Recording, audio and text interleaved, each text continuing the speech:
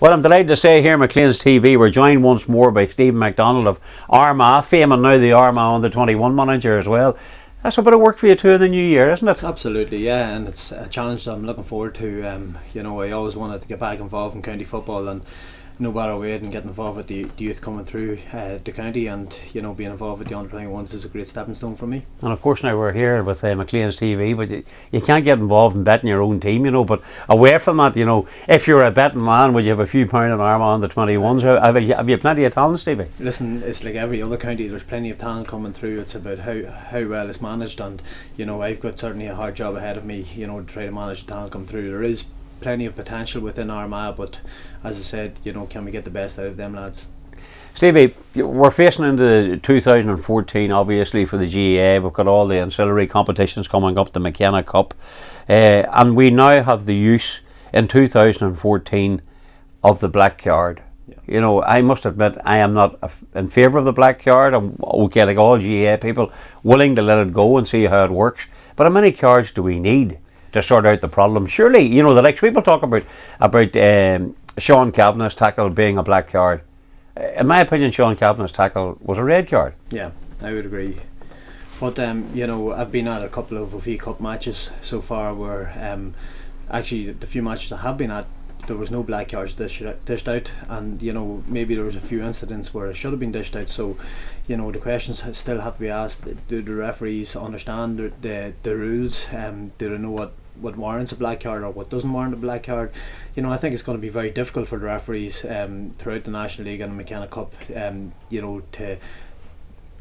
to spot the difference between a black and a yellow and even a red card, in some instances.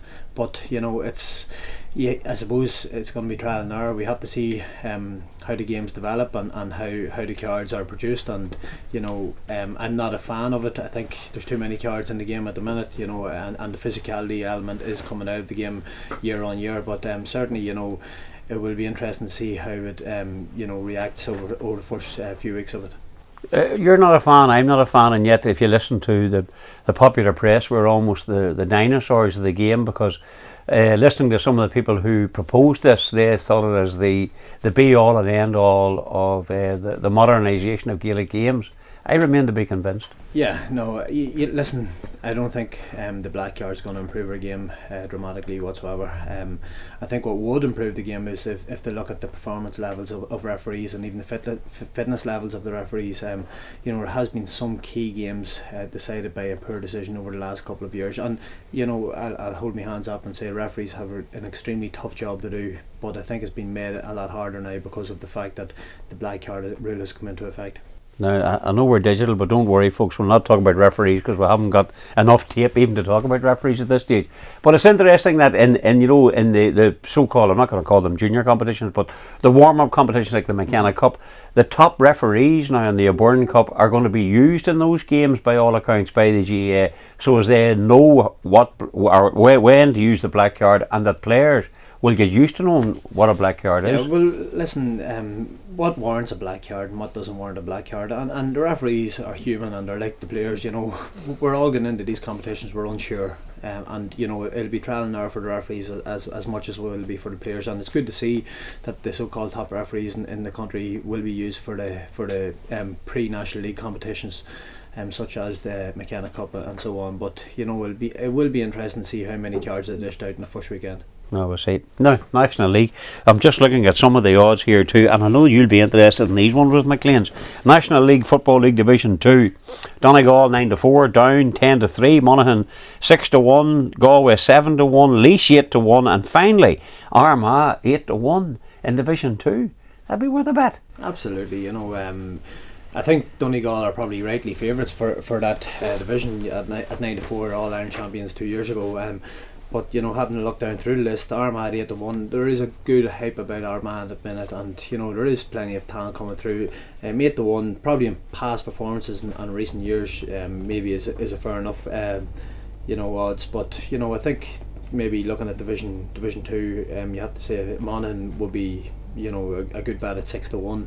The current Ulster champions almost beat Tyrone last year in the All Ireland quarter final, and a team with a lot of young potential coming through as well. And at 6-1 to be certainly value for the money. And Stevie, the National League, we talk about it. I remember talking about it for years and doing facts and figures, and when it wasn't maybe the sexy thing to say. But if you did well in the National League, you normally did well in the Championship. Yeah, well, it was proven last year. The last year's Division 1 final, Dublin Tyrone. Both of them in the last four. Any coincidence, the teams that have done well in the National League over the last 10-15 years have kicked on and have had a good run in the Championship as well. And Dublin won the All Ireland last year on the back of winning the National League a few months beforehand as well. And Cork's record as well over the past number of years in the National League has been exceptional, and they've always had an extended run in the Championship. So I think county managers now realise the importance of a National League and trying to get the right blend within the team come Championship time. And certainly the National League's a fantastic competition for trying to find out who your best 15 is, and for blooding new players as well. Interesting. Now, Division 1, just the latest odds, I'll go through them quickly. Dublin 6-5, Mayo 9-2, Kerry 6s along with Cork, Tyrone 7, Kildare 14-1, Derry 20, and Westmeath 100-1. Yeah, well, Dublin at 6-5 are everyone's favourites. They'll be the favourites for the All Ireland once again as well. And I certainly think that that's the correct place for them to be. But Cork at 6-1. I think I would maybe extend that a wee bit more, considering the amount of players they've lost and key players as well. They've lost a stack of players, haven't they? They've lost a huge bulk of their experienced players, and for any team to do that in one season is going to be a huge hole in any team. And they're the leaders of the Cork team for the last 5, 6, 7 years, and they've been the driving force. So it'll be interesting to see how they react, and it'll be interesting to see how the youngsters coming through can blend into the team, as well. But Kerry at 6-1 are always going to be thereabouts. Mayo at 9-2, I think they're always a decent enough league team, and they'll certainly push Dublin all the way. But Dublin at 6-5 certainly are strong favourites for me in Division 1. I always like the league. It's always interesting. Not too sure everybody's that particularly concerned whether they actually win it. In Division 1, it's almost a case of just if you stay up, isn't it? Really, that's the key to a lot of teams, isn't it? Yeah, you always hear that bandied about, all right. But as a player, each and every player on all of them teams want to go and win every match they play in, and that's the reality of Gaelic games nowadays. And as a player, winning the National League title is very important. And when you look back in your career, and I'm fortunate enough to say that I've been lucky enough to win a National League title, it's certainly up there with the top accolades that I won. And for all them players participating in Division 1, 2, 3 and 4 of National League, they'll be bell-hand and going to win the title, and not just accepting competing. I'm going to lean across you here too, because I want to get another thing. Many National League titles you win? Division 1 and Division 2. Did you? Fair play, and one All Ireland? I'm only sorry. Are you getting the wee dig in here? No, I'm only saying, very still. No, I'm only joking. No, me. No, we go back to no. Don't start that. The All Ireland club football. I want to get a wee mention about Dr. Crokes 11-10, St Vincent's 11-4, Ballinderry 10-3, and Castlebar 6-1. What do you think of those odds? Yeah, well, Dr. Crokes are many people's favourite. They've been thereabouts the last couple of years, played in a couple of finals as well, and obviously they've got the Gooch in their ranks as well. But they have the Gooch too, who's never been the player of the year. Never been the player of the year, but maybe next year could be his year. You never know. But St Vincent's are a decent bet as well at 11-4. But I think Castlebar 6-1. Good outside bet. You have to remember that they beat the current All Ireland champions, and at 6-1, they might be worth looking at. But certainly, I still think Ballinderry from Ulster have a good chance. I've been at a couple of the matches this year. Very impressive in their victory over Kilcoo in the Ulster semi-final. I enjoyed that victory. They did well. Comprehensive victory, actually. Very, very comprehensive victory. And in the Ulster final against Glenswilly, it took them a while to get into the game, but once they got control of the game, they were always comfortable. Had a difficult task last weekend in London, but certainly Ballinderry won't fear the fact that they're going to be playing St Vincent's, and it'll be an interesting battle, and a game where Ballinderry can certainly come out the right end of the result. So you'd fancy him to beat Vincent's, and what about then obviously Crokes against Castlebar? Yeah. Crokes with Gooch, who's never been the player of the year. Yeah, you've highlighted that once or twice. No, but he hasn't been the player of the year because he hasn't been good enough to be player of the year. I think he was unfortunate last year not to be in the frame, because I thought he had a magnificent season last year and rolled back the clock. But I feel there's years that he wasn't the player. I know Kerry got a bit annoyed, but he wasn't the player because he wasn't good enough to be player of the year. I think maybe on that there, what we're looking at is a bit of consistency across the board, and Gooch has put in spectacular individual performances in certain matches, and maybe across the year, it hasn't warranted a footballer of the year, but which is a surprise. But I look back at his performance last year in the All-Ireland semi-final, and that's as good a performance that I've ever seen at Croke Park. His vision and creativity alone, and the move out the centre half forward done him the world of good. And I think sometimes it can really take a player to the next level. And certainly last year, if the Gooch continues to perform at that level, he won't be far off. No, but he is a quality player. Slagging apart, giving a wee bit of a dig from Tyrone, but what odds anyway? There you go. The All Ireland now. We're going to move now to the All Ireland Senior Football Championship, and I know it's the start of the year, and everybody thinks they've got a great opportunity. But I'm just going to go through a few of them here. Look, it's the usual suspects. It's Dublin's 15-8. Mayo 9-2, Kerry 11-2, Cork 7, Donegal 8, Tyrone 16, and then the nearest after that is Kildare 33-1. What do you think of those odds? Yeah, well, once again, the one that jumps out at me is Cork at 7-1. Although they were beating the All Ireland under 21 final last year with Galway, I just don't think the players coming through will be as good as the players that have recently retired. So I wouldn't have them as high as 7-1. Donegal at 8-1. They'll be hurting a lot from last year. Can they bounce back? They certainly, have the big game experience over the last couple of years of playing and producing it. Tyrone still at 16-1 are value for me. They'll always be thereabouts come the later stages of the All Ireland. But I have to look at my own county, Armagh, 80-1. The Armagh.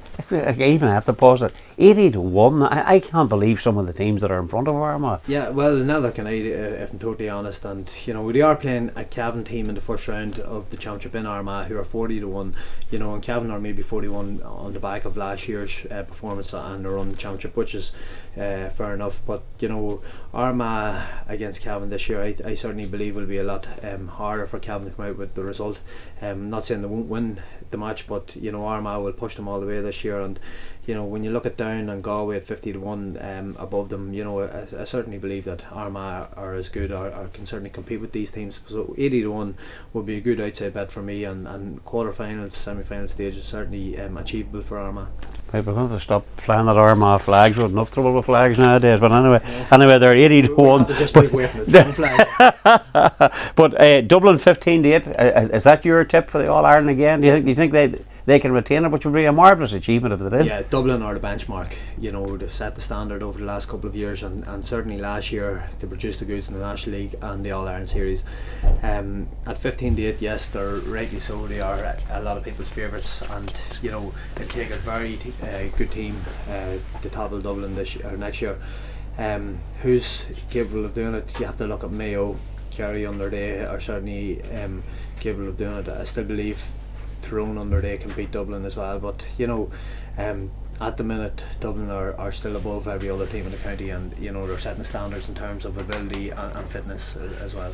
I'm sort of fed up with Mayo, but I know Mayo people got on my case last year, but why was that?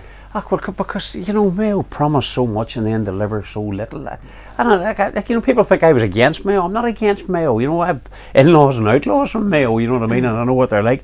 But look, even the reaction on All Ireland Day from Mayo people after they lost was, we lost the All Ireland for someone. I think players and fans alike, can be very frustrating to be from Mayo on occasions, but certainly, they're consistently getting to the finals, and the more they get the finals, someday they're going to eventually win one. And if that's all you can ask from a player's point of view, is that they keep pushing themselves to the limit to try to get there. And as I said, they were only beat last year by a point, and they are still an improving side, and they've got a fantastic manager in James Horn. So I still believe that he can maybe squeeze a wee bit more life out of this Mayo team, and they'll certainly be thereabouts this year again. So would you put the two finalists, the winner Dublin and Mayo, maybe as a dark horse? Would that be your choice, or whatever they got? Mayo was a dark horse. I think a team that could surprise a lot of people this year would be Derry.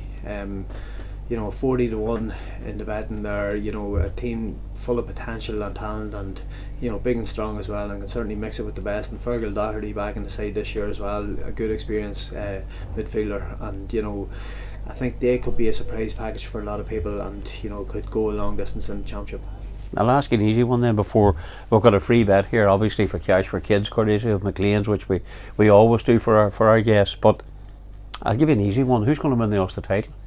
The Ulster title will be, will be very difficult. Monaghan will be looking to win it for the second year in the trot. Donegal will be hurting a lot from their Ulster final appearance last year, as were Tyrone. They'll always be thereabouts. But I'm going to go with maybe a Donegal victory this year. I think Jim McGuinness and his troops will be hurting a lot. As I said, they have the big game experience. They'll want to get some titles under their belt, and that could be starting with an Ulster title. Well, they're the favourites at 15-8, followed by Tyrone at 3-1, and then yourselves Armagh 6-1. Yeah, well, that's surprising at 6-1 for Ulster and at 80-1 for the All Ireland. Exactly. And above. Who's doing these odds? Listen, as I say, and I say it every year, there's a lot of talent in Armagh, and it's a case of trying to gel that talent together and getting the best out of the teams. It hasn't happened for Armagh over the last couple of years, so based on that, I wouldn't be tipping them to win Ulster. But if you're basing it in the last couple of years, Donegal and Tyrone are going to be the two teams to beat in Ulster. So it's just for summation: Donegal, Tyrone, the teams to beat in Ulster, and Mayo and Dublin, possibly the teams to win in the All Ireland series. I think they're still the two key teams in the All Ireland stage, and with a few surprise teams maybe coming through the ranks and maybe being able to cause an upset as well. It was interesting you mentioned Derry as well too. I think are a strong side as well too. Yeah, I think Derry, potentially can cause an upset and get an extended run in the championship. And it all depends on how they go in Ulster early on. If they build up a bit of confidence, they'll be certainly a hard team to stop.